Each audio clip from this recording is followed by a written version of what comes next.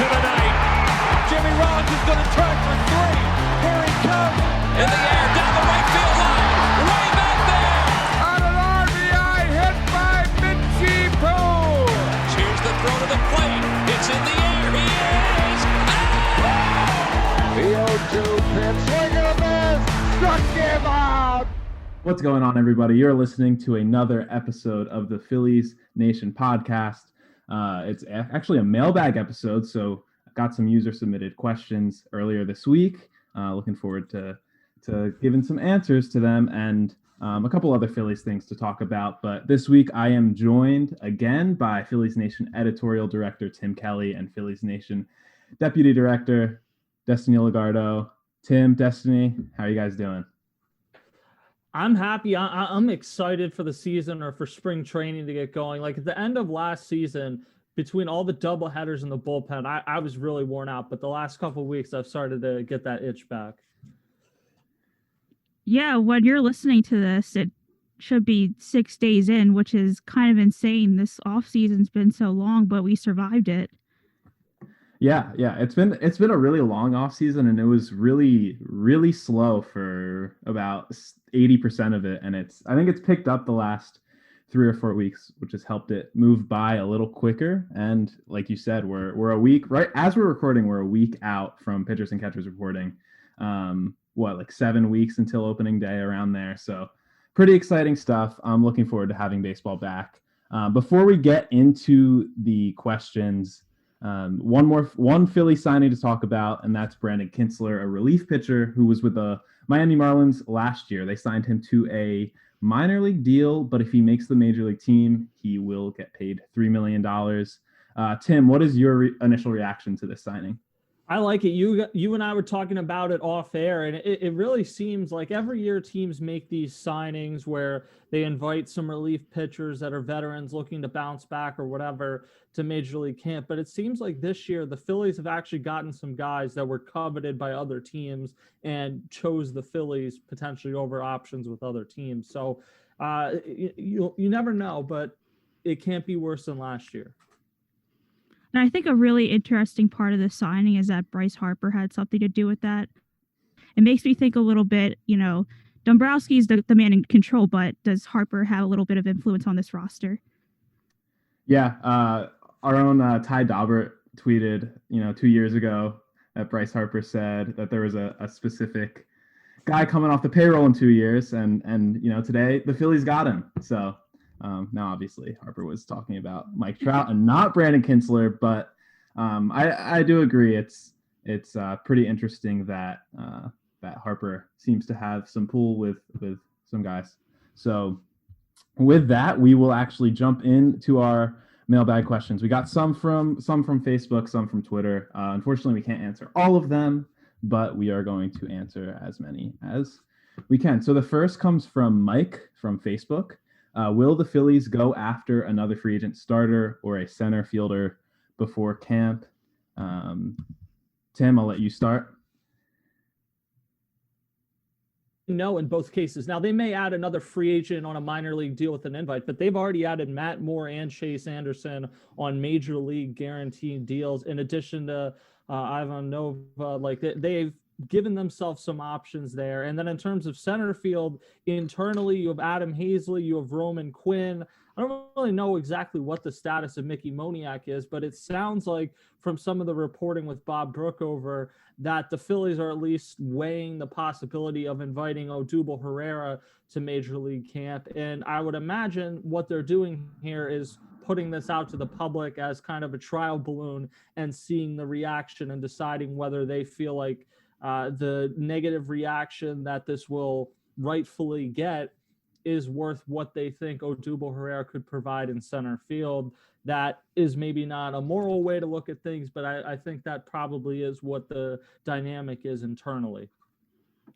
Yeah, and as far as the 40-man roster goes, they don't have a lot of space. I know when Sir Anthony Dominguez on February 17th, they're allowed to add him to the 60-day IL, and that opens up a spot for you, but other than that, you pretty much just have David Hill, who you could designate for assignment. I know Megan Montemero of The Athletic reported, formerly of The Athletic, which I'm very sad about.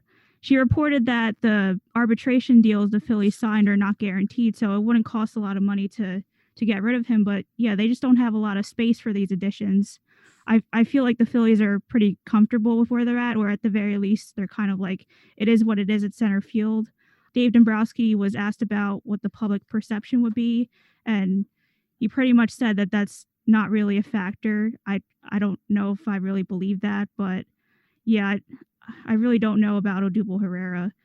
Yeah, I think when Matt Klentak was the general manager, there was this feeling that the Phillies would say, yeah, we're considering it, whatever, just so they didn't basically get a grievance filed against them. But since Dave Dombrowski's taken over, and I don't know that he's necessarily driving the ship of giving Odubel Herrera a second opportunity with the Phillies, but I have kind of gotten the sense, reading between the lines of listening to him talk, that it's maybe been more considered this offseason than it has last year. I don't know what's changed between last offseason and this offseason. I haven't talked to Odubel Herrera, though, and potentially they have. So there's a lot of things moving here. You also have Scott Kingery, of course, as an option in center field. So what Destiny said, though, is exactly right.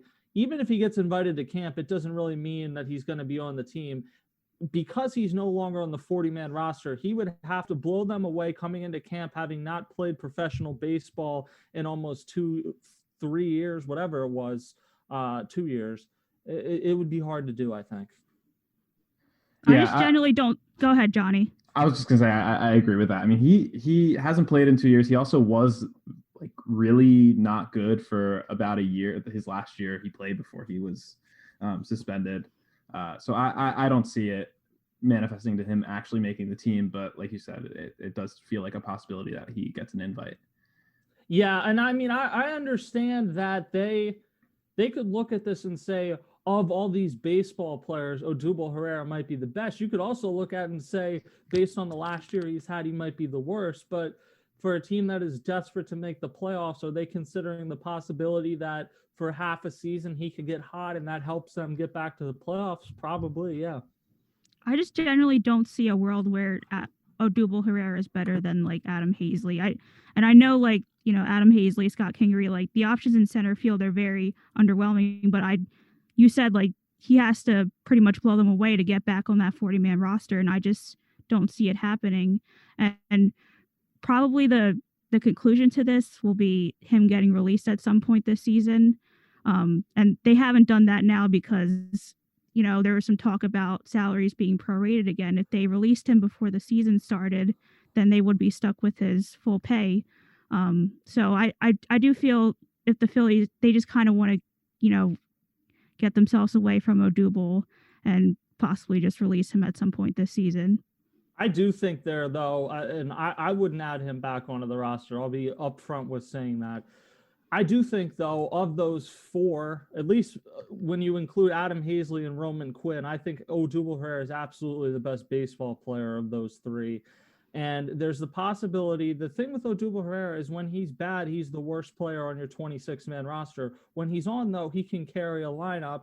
And I don't doubt that had he not gotten arrested and self-inflicted this whole scenario onto himself, he probably would have gotten hot later that season. That's kind of how his career went, that he would have one great month, one horrific month, and one kind of in between. So if the Phillies are going into this expecting him to be the best center fielder in the league, then they're wrong. But if they're going into this thinking we don't have a specific center fielder, but Odubel Herrera could maybe carry the load for 2 months, and then maybe Roman Quinn will have a few good weeks and you can kind of piece it together.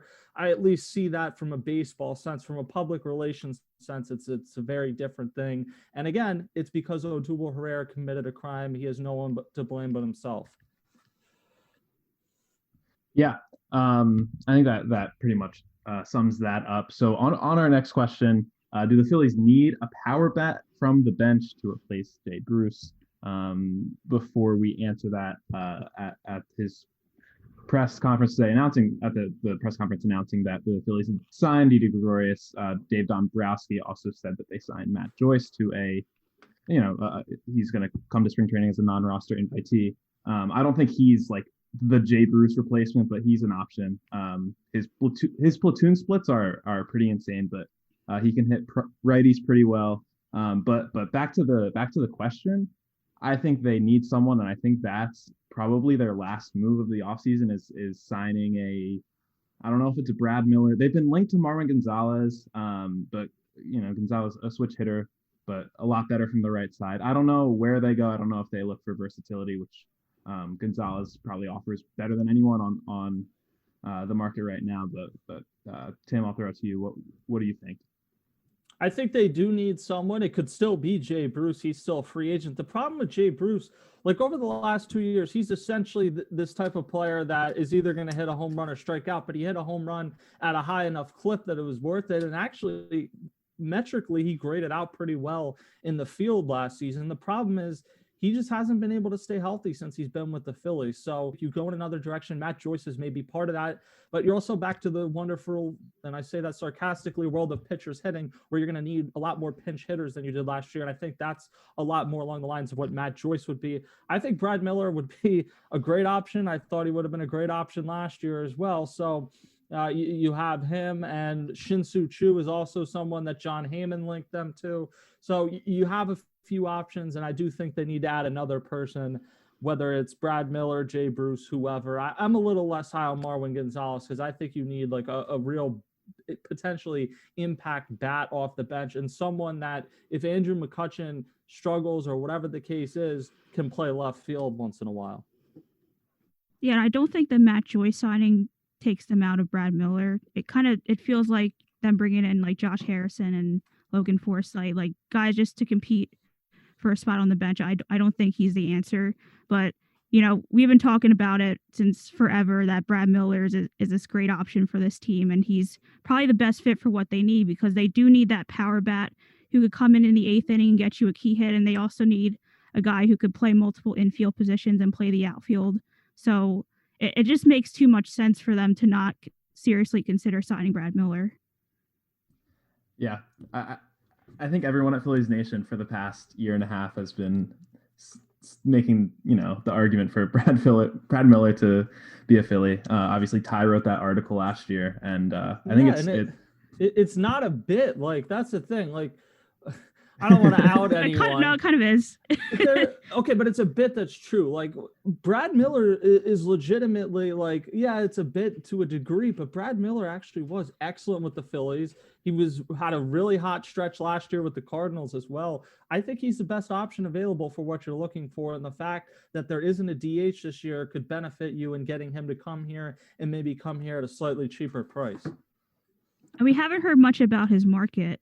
I know Marwin Gonzalez's market's kind of heating up, but, Miller was linked to the Phillies. I don't know if the Cardinals are thinking about re-signing him, but if they could get him on a cheap deal, like it's a no-brainer. Yeah.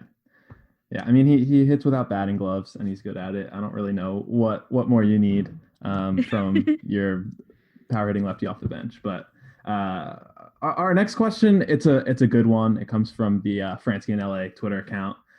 Who finishes 4th and 5th in games started by a pitcher this season?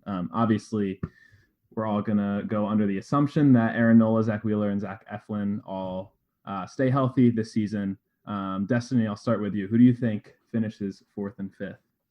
I know you cut off a little bit, but like this question's kind of hard because I also think about like how the Phillies have been so lucky with Nola getting like being pretty much healthy for the last 3 years that I'm kind of thinking like this could be the year where they lose him for a significant amount of time.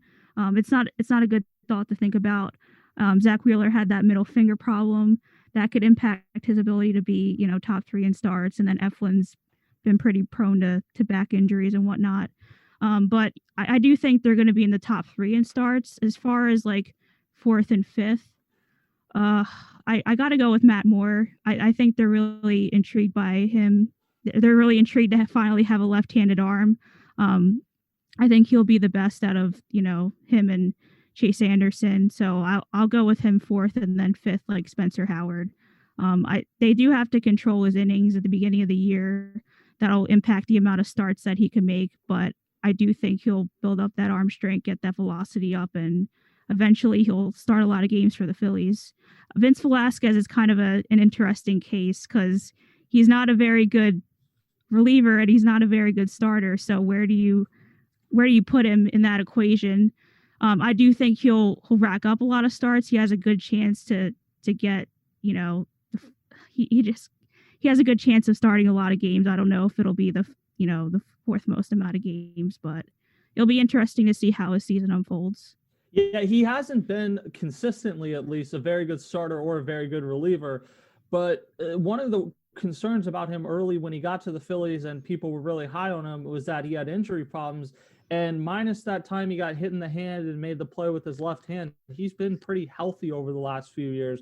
So he's a body that has eaten innings for the Phillies. So he is an option here. But I'm going to go with Matt Moore and Chase Anderson. It's one thing to sign a guy to a minor league contract with an invite to spring training. Both those guys got major league deals. So I would think they're going to open the season as your 4 and 5 starters. Vince Velasquez is kind of swing.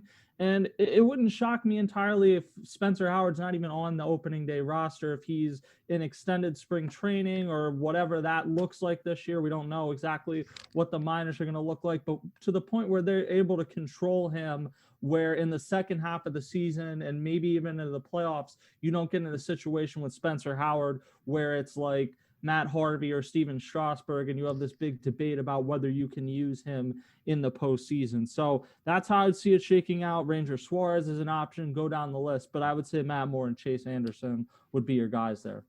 Yeah, I agree 100%. And Anderson and Moore are guys who have been healthy, at least recently. Obviously, Moore threw more innings in Japan than anyone did, here for the Phillies. So I think I agree that they will start the season in the rotation, and barring them underperforming or whatever, it could change. And I also, I don't think we should count out the possibility of the Phillies going to a 6-man rotation, whether that's, Nola and Wheeler still pitching every fifth day and them kind of working the rest day by day, or, you go the full 6-man and Nola and Wheeler only end up getting 25 starts instead of 30 just to protect their arms.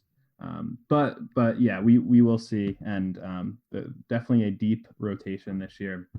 Our next question, another one from Twitter. Jojo Romero was great early, but struggled a bit down the stretch. Connor Brogdon was bad during his first call-up, but showed amazing potential in September. Which versions of these pitchers do you guys think we will see in 2021? So, Tim, I'll let you start.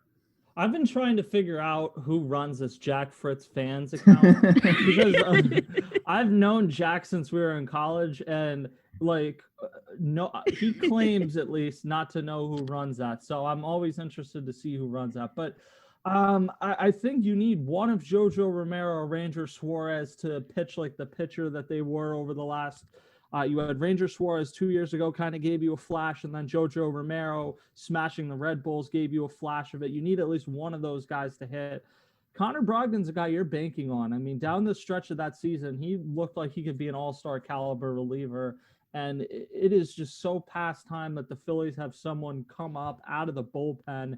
And, I mean, they had Sir Anthony Dominguez, but he got injured, and they had Ken Giles, but they traded him. Come up and consistently for a few years be an elite back-end reliever. That's something they need to do. And if that happens, you get out of this cycle where you have to keep spending on guys that are 31, 32 and have a ton of tread on their arms because you're developing guys. So Connor Brogdon is one of the most key players on the roster this year, and I have confidence in him.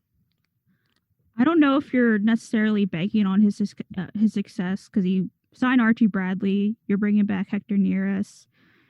You signed Brandon Kintzler, who was second in the NL in saves last year. So I'm not sure if you're going to rely on him to, be a closer or be a setup man, but he is going to pitch important innings. It's kind of weird because Connor Brogdon's 2020 season was like a tale of two halves. He came in that first game, and the first pitch he threw was a home run. And then I remember him leaving the mound and remembering that there is nobody throwing in the bullpen. And I'm just remembering that, this must be terrible for his confidence. And it led to him getting sent down. And then he came back up and his velocity was up to 96. He was dominating. So hopefully the Phillies could get a version of that to begin the season. I don't know. He just looks so good that I'm not even sure that like you could kind of, I'm not even sure if you could get that. Yeah, Connor Brogdon, his last 6 appearances as a Philly, he faced 29 batters and struck out 14 of them, allowed only 3 base runners and 1 hit. So he was pretty much unhittable during that stretch. I think it was, maybe over the course of a week and a half at the end of the season. I think out of Romero and Brogdon, they're going to count on Brogdon more just because I think he has the better stuff. And like when he was good last year, he was just outright dominant.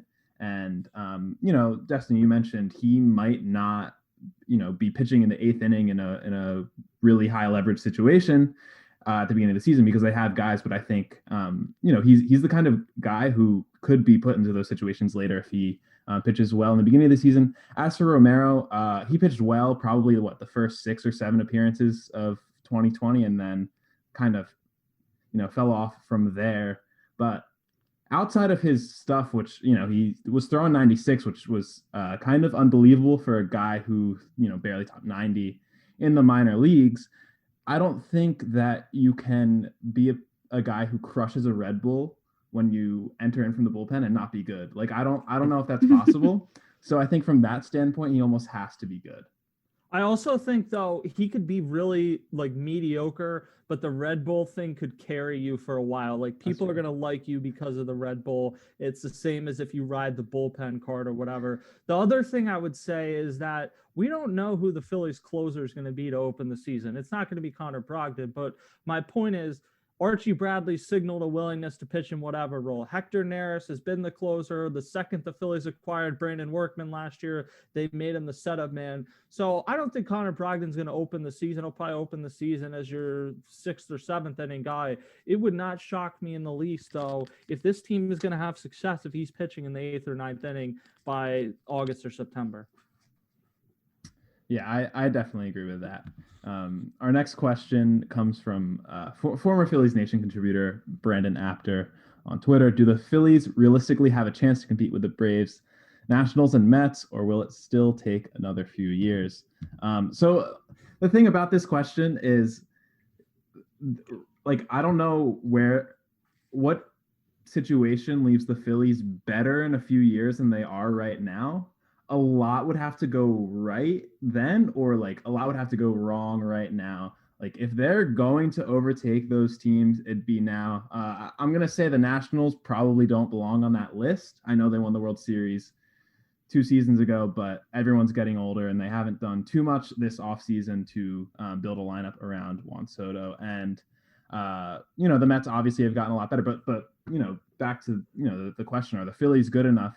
Right now, I mean, they had one of the best lineups in baseball last year. They're running it back with that same lineup.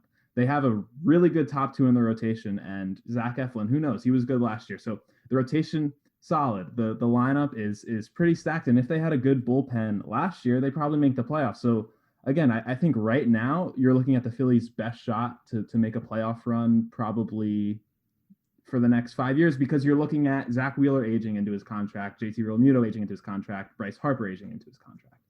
Yeah, I think the Phillies are set up better to win in 2021 than in 2025. So if they're not winning now, it's going to be a long 15 or 20 years, I hate to say. But that doesn't necessarily mean they're going to win that. At least they are built to win right now. They're built to win right now the last 2 seasons and finish with losing records. So I don't know. I don't think they're as good as the Braves. And on paper, the Mets should be a team that wins 94, 95 games. You just never know with the Mets. It feels like it's like the Browns. Okay, now the curse seems to have been lifted from the Browns. But until the Mets string together a few seasons where it's weird, strange, incompetent stuff happens, until they have a few years where that doesn't happen, it's hard to really bank on them. The Nationals are a super top-heavy team to me, so I love what they have at the top. I think Trey Turner might be the most underrated player in baseball. Juan Soto is the closest thing, in terms of Barry Bonds, that I've seen since Barry Bonds. But I don't think they're quite as good. So the Phillies should be a team that wins in the high 80s maybe even into the 90s. I don't think they're going to compete with the Braves for the division, but could they win a wild card? Yeah, and they need to. I mean, they're built to win right now. JT Realmuto, realistically, is probably at the back half of his prime. Bryce Harper's 28. Go down the list. This team, if they don't win this year, what are they doing? Yeah, if it's, if you're not winning now, I really don't see them winning in 4 years. Like, we talk about this window kind of being until 2023 when you have to sign Aaron Nola again if you want to re-sign him.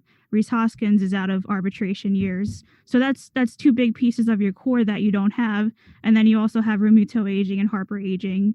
So yeah, they're built to win now. Their problem mostly lies in just how good this division is. They're not better than the Braves. They're not better than the Mets. They could be, once the season's played out, but and then it might not even be this year, but 2022 and 2023, I do think they'll be competitive. And, the Mets have a lot of talent coming off the books and there's chances to win. So yeah, they got to win right now. And I don't see them. If they don't win right now, then they probably can't win in 4 years or 6 years or whatever. Yeah. For sure. Our next question comes from Twitter from Nate Winchilla. What do you think the starting rotation will be by midseason? And do you think the Phillies add another pitcher before the regular season starts, whether it be a starter or reliever? I think the rotation midseason is going to be, Aaron Nola, Zach Wheeler, and Zach Eflin, and then a mixture of those guys we talked about earlier. I'm more focused from this question on the standpoint of do they make a big trade? That's something they haven't done in season over the last couple of years. Obviously, they acquired JT Realmuto in the offseason, and that was a blockbuster trade. But in season, they've been in first place at the trade deadline, and then at least I think that was 2018, so maybe a little bit before they thought they were ready to compete. But they haven't pulled that trigger on a star at the deadline, and it does feel to me like Dave Dombrowski and right now, like this year would be the year to do it. Let's say they're hovering around first place in the NL East or, hanging on to a wild card spot. Do they go after a big name starting pitcher? Who knows? I don't know. Well, I look at it, and 10 years ago, I would have viewed this organization and said they don't have really anything to trade unless you're trading Spencer Howard or Mick Abel. But now I look at it and say, I see frontline star caliber players getting traded for peanuts.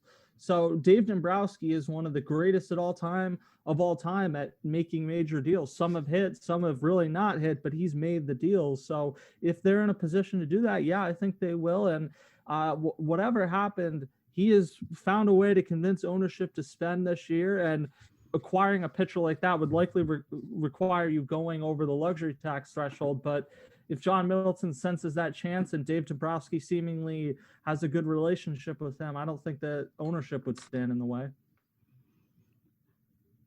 To kind of think about where like the trade market will be in July, I don't think like talent it'll probably cost more at the trade deadline than it is now, just because we also don't know if there's going to be expanded playoffs. I mean, it's probably unlikely that it'll happen this year, but if there's 14 teams getting into the playoffs, maybe the Phillies will kind of see that we have a chance to get in and they could make a deal.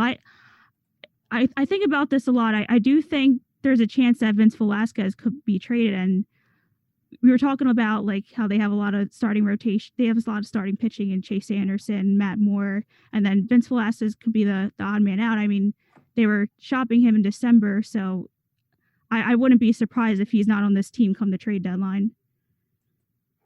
Yeah, I agree with that. They were linked last week to a couple names still on the starting pitching market, and if they were to sign anyone else, I would be shocked if Vince Velasquez stayed. But as the roster stands right now, I do think they're really going for depth, expecting that guys won't be able to throw 175 innings. So having 7 major league ready starters it feels like what they're going to do for now. But I also like Dave Dombrowski loves to get his guys. Would we be surprised with like a Chris Sale trade at the deadline? That would be one of the dumbest things I could. I think the more realistic one might be David Price, but that would require you giving some some other major league piece up, and maybe the Phillies don't have that, but that's someone that could potentially be expendable because of the Dodgers adding so much pitching that has the connection. And I believe his deal is up at the end of this year. If not, it's next year. So that's maybe a more realistic one. Yeah, we will see. All right, just a couple more questions here. This is from Rob on Twitter. Who is the Philly most likely to be a surprise all-star? Ooh, that's a good one. You have to go by position. Like third base and first base are extremely hard to make all-star games at. So, I'm going to say Gene Segura at second base would probably be the most likely to be an all. Gene Segura was excellent at second base last year. He started a little slow offensively, but he was great defensively at all positions last year. And I just think has become underappreciated because the whole Andrew McCutchen thing the first year and whatever the case is. Last year, he was very good, and the Phillies couldn't say enough positive stuff about him. So I'll say Gene Segura. I would go and say Alec Boehm. I know Tim's point that it's pretty hard to make an all-star game at third base, but I kind of look at who are the best third basemen in the NL, and you got Machado, you have Arenado, you have Suarez, and then who else can you say is better than Alec Boehm? I know he finished in top 4 in OPS, minimum 180 plate appearances last year. So I wouldn't be surprised if Alec Boehm just goes on another tear in the first half of the season and makes an all-star team. Yeah, I was gonna say Segura. I definitely agree. Just in terms of second base is kind of a weaker position right now in the NL, and also Segura was really good there last year. Another guy we talked about earlier in the podcast, Connor Brogdon. Maybe he is as good as he was towards the end of last season, and puts together an all-star caliber first half. But we'll see. And then our final question, this comes from Jaron from Facebook. How many wins for the Phillies this season? I feel like it's a little early to be in that discussion, but I'm going to say 88, and that's going to be right on the cusp. If it goes back, and I hope it goes back to just 5 teams, that's what it's set to be right now, but they didn't decide last year until the morning of opening day.